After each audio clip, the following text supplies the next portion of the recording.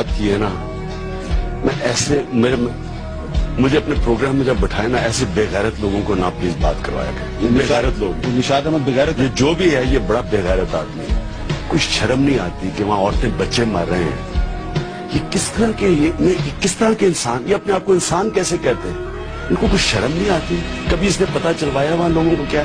آپ کے سامنے جب ہمارا دھرنا ہوا تھا تو وزیرستان سے وہاں جو ملک آئے تھے، لوگ آئے تھے بیچاروں کے، جن کے بازو نہیں تھے، ٹانگیں نہیں تھے، وہ کون لوگ تھے؟ وہ کیا پاکستانی نہیں تھے؟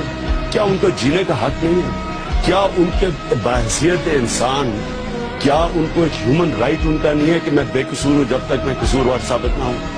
یہ اس طرح کے لوگ جو ہیں، یہ اس ملک کے میر جعفر، میر صادق، یہ دوسروں سے مل کے اور اپنے ملک کا بیڑا غرق کرنے میں ان کا بہت بڑا ہاتھ ہے. میں ایک آپ نے جو چلے آپ نے اس کو تو کہہ دیا کہ یہ بے غیرت ہے، لیکن جن کی مرضی سے، خفیہ مرضی سے ڈرون اٹیکس ہو رہے ہیں وہ کیا ہیں؟ میں آپ کو بتاؤں کہ پاکستانی قوم جتنا ان لوگوں نے ہمیں ذلیل کیا ہے، ہم ساری قوم کو، یہ اللہ نے اس قوم کو کوئی کسی چیز کی کمی نہیں دی.